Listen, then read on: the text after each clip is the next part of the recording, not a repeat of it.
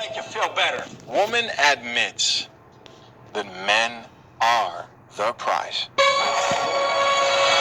Before you ask, no, she did not have a gun held to her head. No.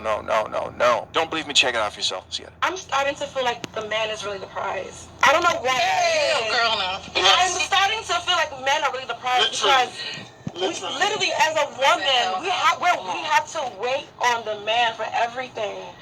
We have to wait on the man. We have to wait on the man.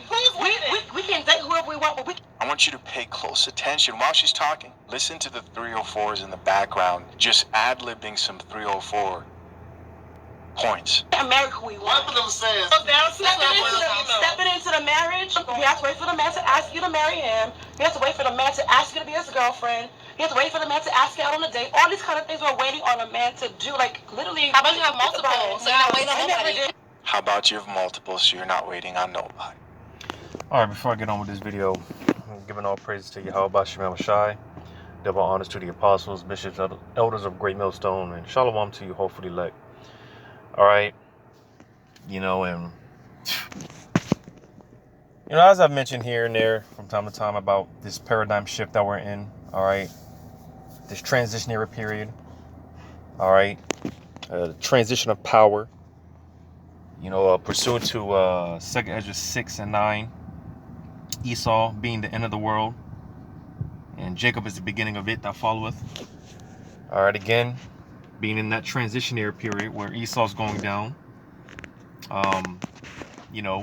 because as we know, or as we should know, as our apostles have broken down to us, our spiritual fathers, right, which are a real father, man, he's going to school his son or his sons, is going to give him the, tell it, he's going to give it to him straight up, uncut, raw, no Vaseline, man.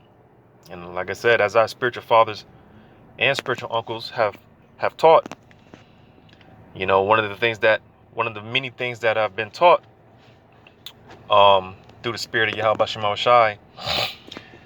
And this is something that I tell brothers, from time to time, and I mean, just in general, as far as understanding the nature of a woman. Once you figure these women out, once you figure out the game, you just play along with it.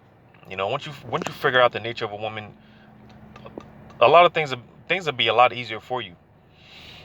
And one of those things being that, again, as it's been taught, women and how they're hypergamistic by nature. So, they're attracted to the power. All right. They're attracted to the power. But again, Esau's world is going down, and Jacob is the beginning of it that followeth. So, as I've mentioned, get this real quick in Hebrews chapter 6. Hebrews chapter 6. I'm going to start at verse. Well, I'm going to read verse Hebrews 6 and 5. And have tasted the good word of Yahweh Shemel Shai and the powers of the world to come. All right. You see, Lord willing, us, all right, brothers, the rulers, the future rulers, judges, all right, coming back into kingship,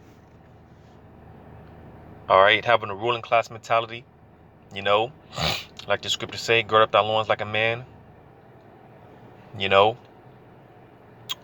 this is something that I've been praying for as of recently, as far as this, Lord willing, I'll be one of those men, But with that being said, because like the scriptures say, they reign like kings without us. You see, Jake be wanting the title of a king, but they don't want to deal with the responsibilities that come with it. You see, because as I always say, it's more than just having a bunch of women and drinking wine all day. No, there's responsibilities that come with, being a king. All right, being a ruler, being a judge, and that's what we're learning, the perks. Before we get to Slaki, we're learning the responsibilities, plural. All right, before we get the perks, before we receive the perks, and that way we are going to judge accordingly, judge in righteousness, We're not going to be spoiled kids like we once were. You know, being able to discern righteousness from wickedness. This is what we're all learning in the process. All right, because again, and I did a video a couple of weeks ago about how it's all going to come flushing our way. And like I said, I pray, something that I've incorporated in my prayers, that may the Spirit be with me to be able to deal with it, to handle whatever's coming my way. All right, because it's coming, and people can feel it. People can feel it, men and women. They can feel this paradigm shift. All right, they feel that paradigm shift because power is being restored back into the Israelite man.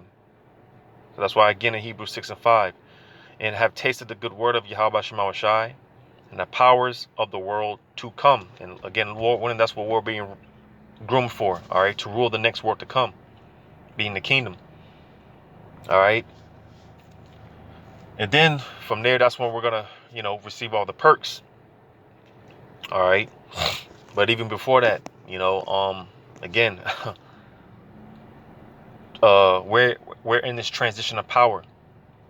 All right, Esau's going down.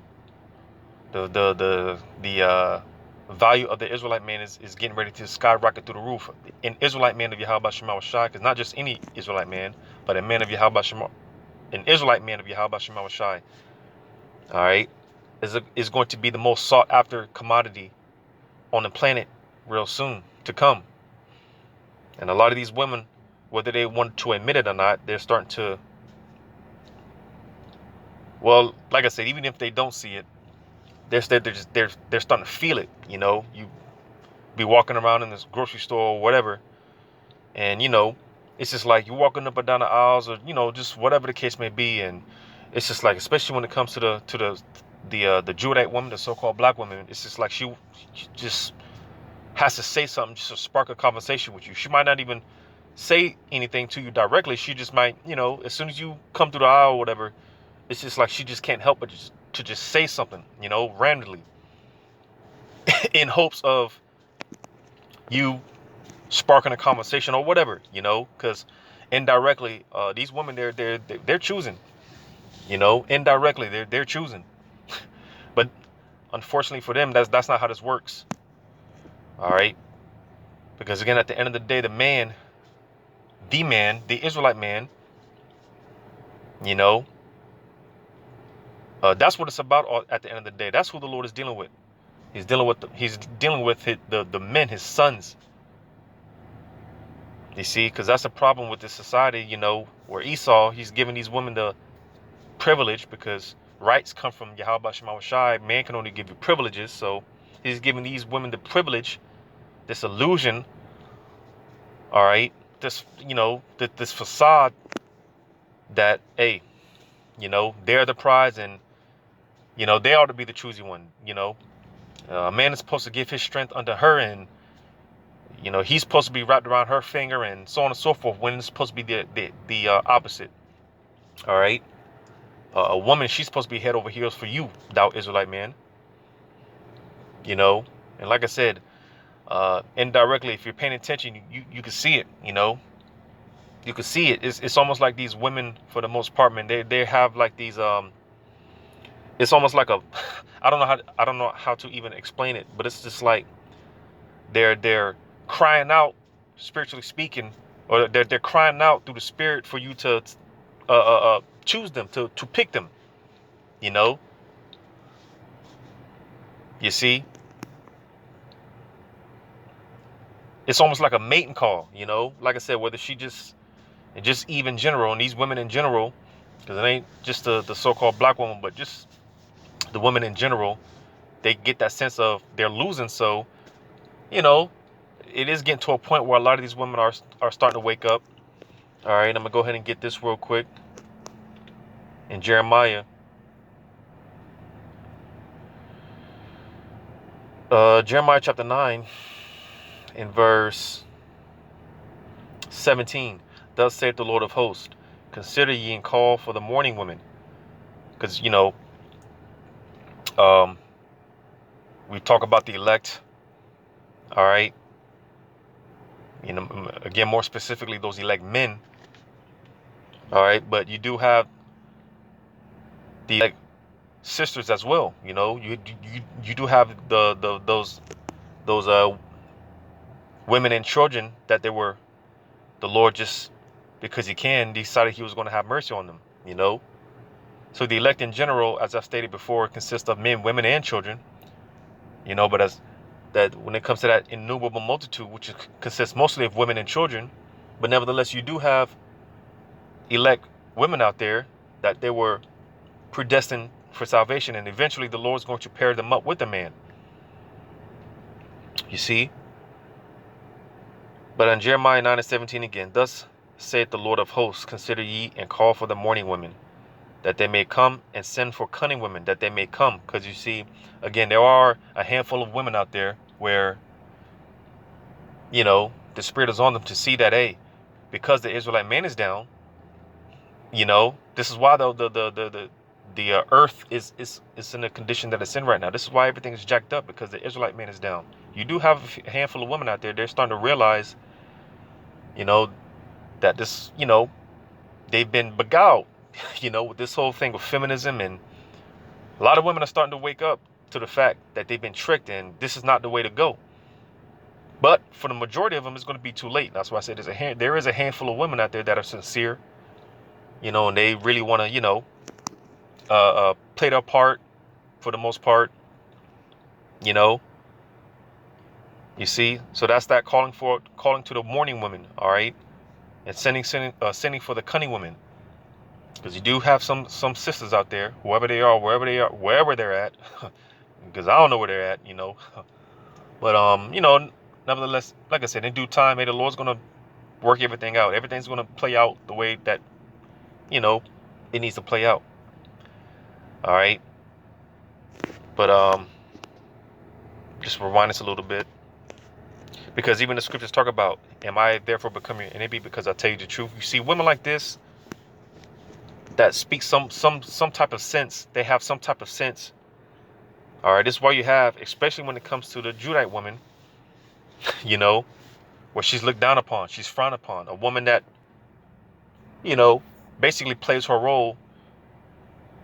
You know, she's a housewife, whatever the case may be. A lot of women, they'll downplay her. They, you know, she gets downplayed. She gets looked down upon. You see? But let's play this again.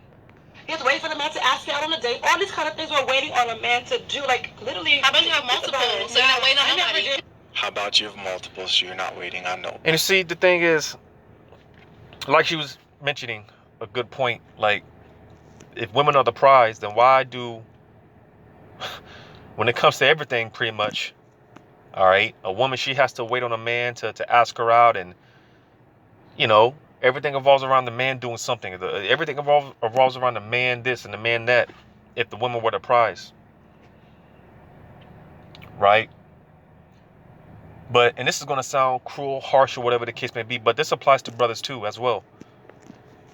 You know, because I say this, you know, I use this example often about how, hey, and then, you know, having a little puppy myself, you know, like I said, you know, it makes sense, because if we have to be like dogs, we have to be good little puppies. All right. Again, speaking as far as brothers, to Yahweh Shema Shai, and hey, women, they got to be like little puppies, good little puppies to the Israelite man. And when I say that, because again, like I said, I have a little puppy, you know, and she's more in order than outside of the brothers. All right, brothers in the truth. This little puppy, man, she's more in order than anyone else, more than in any other human, you know, that I come across day to day. And that's how we got to be, you know, just that being in tune, that unison, being at one, so to say. You know, she sits down, she waits. Oh, what's master gonna do? You know, she just sitting there with a little tail wagging. What's master gonna say? Oh, is the master, is he in a good mood? Is he gonna give me a treat? Is he not? Oh, what's he gonna do? You know, just that I mean, you can see, you look in a dog, man. You look in a dog's eyes, and they just you can that loyalty and that sense of, oh, I just want to please my master. I just want to please my master. You know, it's just completely in order, and that's how you women have to be when it comes to the Israelite man. Just be good little puppies, man. Be a good little doggy, and that applies to us as well, to the brothers, to the men. We got to be good little dogs to Yahweh Shema Shai. I get up and I walk around. Like I said, she's in order, so I'm not stepping on, tripping over her. She knows to get the hell out of the way. She just, it's just that unison.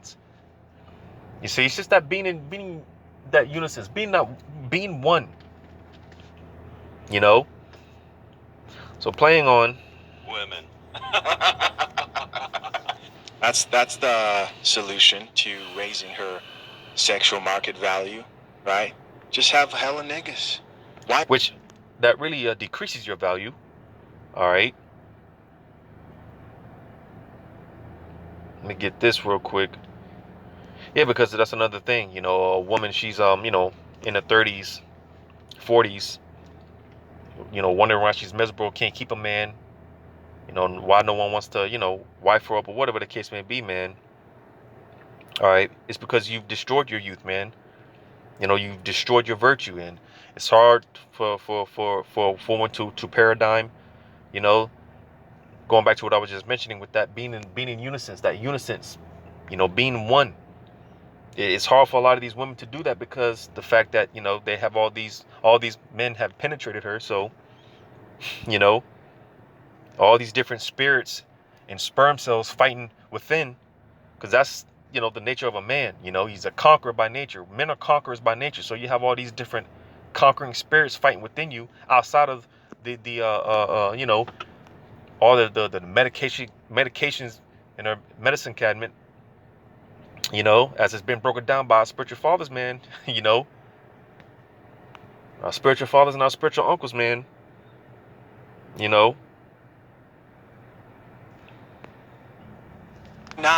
Why not have a roster of men? Let's keep listening. Because most women here, they're dating a lot of guys. Yeah, they have that one guy that they want who don't want them. They're dating all these other guys on the side because they're trying to distract themselves. Right. But realistically speaking, they want that one guy who was taking forever to claim them. That's not how it is. Yes, I've always felt women were the prize. You should know that you are the prize. I've always felt that way.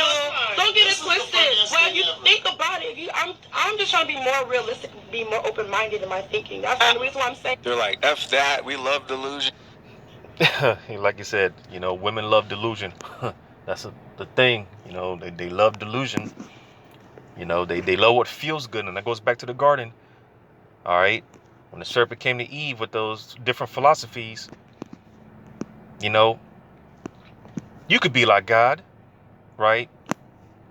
Basically, that serpent, right? That serpent, spewing his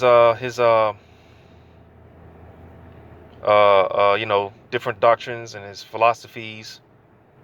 Feminism was a part of that.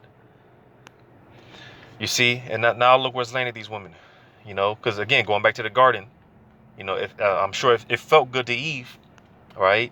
And Eve she was a so-called black woman, had to be. So it felt good. And she fell for the delusion. She fell for the trap, which was all set up by Yahweh Shema Shah regardless. But hey, I'm gonna get this in Ezekiel 34 because if men are the prize, Salakia. Again, if women are the prize, then like the Eve was bringing out, why do everything revolves around a man, having to wait upon a man. The first sign of trouble. What someone's trying to break into her house. What is she looking to do? She's looking to call 911. And God forbid is in her mind, God forbid it's a woman. Because you see oftentimes these women cops, all right, basically getting ragdolled by a man. So God forbid if a woman does, she ends up calling the cops because someone's trying to break into her house. Or someone does break into her house, and God forbid it's a woman cop that shows up, man, y'all both are through, and her best bet, she's hoping in her mind, her best bet is, a man coming through, to save the day, right? You know, just one of many examples of, again, if women were the prize, if women are the prize, you know, why are women always relying on men? You know, because at the end of the day, it's all about the men. All right, and that's who Yahweh Shema Shah is dealing with. He's dealing with the men. All right. So Ezekiel 34:31, and ye my flock, the flock of my pastor, are men, and I am your power, saith the Lord power. All right, and from there I'm gonna jump to Revelation, and I did a video on this a while ago as well. Like as far as being in captivity, you women are gonna be slaves to the Israelite man. But when I say it like that, hey, listen, you know, it sounds worse than what it is, because hey, we're slaves for Yahweh Shai. We're slaves for Yahweh Shema Shai. We're in captivity to Yahweh Shema Shai, and we love it. We love it, because when you're in servitude, captivity to someone unlike Esau, okay, when you're in servitude to someone, it's like going back to our, and that goes back to our law. Thinking about it, you know, because oftentimes, you know, you would have Israelites in servitude to other Israelites, and oftentimes, hey, you know, the Israelite that was in you know, in servitude, oftentimes when it came time for him to depart, he didn't want to go. Why? Because hey, you know, it's, you know, it wasn't that bad. It wasn't bad at all. Especially when you're in servitude to someone who has your best interest. That's what, you know, that's when I say you women are going to be slaves to the Israelite man, to your husband. You know, like I said, it sounds worse than what it is. You're going to love it, just like we're slaves to Yahweh Shema Shah. We love it because the Heavenly Father has our best interests at heart, man. You know, and hey, he's going to protect, he's going to take care of, he's going to love us, you know, and it's likewise you women. You know, when you come in servitude, come up under his vibration, hey, you're going to love it. When it's done right, when it's done accordingly, hey, you can't go wrong. Listen, at the end of the day, when you apply the love of Yahweh Shema Shai to any situation, you can never fail. You can never go wrong. All right? When you apply the love of Yahweh Shema Shai, and within that, roughly paraphrasing, scriptures talk about how, hey, applying the Lord's love, the commandments, hey, you know, you can't go wrong with anything. You can't go wrong with anything, man. You know, and the scriptures say that, like I said, roughly paraphrasing, hey, fulfilling the law of love, you know, the two greatest commandments, loving Yahweh Shema Shai and thy neighbor as thyself, you know. And with that, hey, you can't go wrong applying the love of Yahweh Shema Shai, because that's real love. All right. And with that, you can't go wrong with anything. You can never go wrong, you know. But I'll scratch that. I'm gonna get this in Isaiah, and I'm gonna wrap it up in Isaiah chapter 4, as we all know, verse 1, you know, because it's gonna take a whole hell of a lot of humbling. All right. You know, great distress, and you know, just everything so-called bad. All right, for these women to get right, because hey, just like the Lord dealt with his men, you know, he humbled us. Well, hey, you women are not exempt, and that's another thing that has been taught by this society, Esau, Edom, that you know, we're supposed to have a bias towards these women, when that's far from the case. All right. Now, you women, you do have your role to play, and it's an important role, but that's on the back burner. All right. Your roles are more so on the back burner, man. You know, back there somewhere, not in the forefront like brothers. You know, brothers ought to be out there in the highways and hedges, and you know, you women, your roles are more so on the back burner. And again, not to downplay it, but when it comes to men's roles and women's roles, you know, they are by far not equal whatsoever. All right, by far whatsoever, we are not equal. You see, and that's why, hey, this time of humbling is needed. It has to take place. Because I'm gonna jump down on Isaiah 4, and I'm gonna jump down. I'm gonna start at verse 4, Isaiah 4:4. Matter of fact, verse 3. And it shall come to pass that he that is left in Zion, and he that remaineth in Jerusalem. So you see, because it mentions he. All right. You see, but hey, the women and children are included in that as well. It says, shall be called holy, even everyone that is written among the living in Jerusalem. All right, because again, you do have when it comes to that book of life, that remnant, it consists of men, women, and children. Right. It says, verse 4, when the Lord shall have washed away the filth of the daughters of Zion, and shall have purged the blood of Jerusalem from the midst thereof, by the spirit of judgment and by the spirit of burning. So you see, because one way or the other, you know, you're going to feed us fire. All right. One way or the other, everyone's going to feel this fire. Everyone's going to go through the fire. But it's just a matter of you're going to go through the fiery furnace, the trials and tribulations, or you're going to have to get burnt up through the missiles, man. And again, for the most part, the majority of these people, they're just going to have to feel that fire from the nuclear missiles, man. You know, but nevertheless, hey, because this does apply to you women as well. All right, you women, you're going to have to get purged. You're going to have to get humbled as well. You know, and you know, once you come into your right mind, that's why jumping up to verse 1, like it says, man, you know, hey, because that's when the woman is going to find out that, hey, the man, he is the prize. All right. That's what women are going to find out. For some, it's going to be, you know, the somewhat easy way, but for the mass majority, it's going to be the hard way. They do death by pain. You see? So from there, gotta wrap this up. We'll go to Isaiah.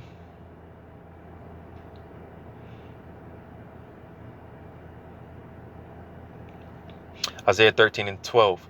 And I will make a man more precious than fine gold. Not just any type of gold. All right, fine gold. Because when you read on, it says, even a man than the golden wedge of Ophir. All right. Now, if I'm not mistaken, this is like the most precious gold. All right. Which gold itself is a rare commodity. It's a precious commodity. All right. But this type of gold, you know, and it's spiritual because when you read about King Solomon and how he was sending you know, his servants over here to the Americas, you know, for this gold and whatnot, because this you know, this pretty much talking about America, Babylon, you know. So it's kind of like a twofold, you know, because this is where the majority of the deliverance is going to take place. You see, and like I said in the beginning, an Israelite man, he's going to be the most precious commodity sought after, you know. Because when Yahweh Shema Shah, like I just read in Isaiah 4, through that judgment, you know, the way that a man of Yahweh Shema Shah is going to stand out in that day, hey, you know, it's going to be no brainer. It's going to be without question. And that's when these women are going to come in, you know, to their right mind. But like I said, for the majority, it's going to be too late, you know. But for a handful of women out there, the sincere elect ladies, all right, the elect sisters, you know, whoever you are, you're going to be all right. You know, eventually the Lord will pair you up with a man of Yahweh Shema Shai. You know, so Lord willing, this is edifying. All praises to Yahweh Shema Shai. Shalom to you, hopefully elect.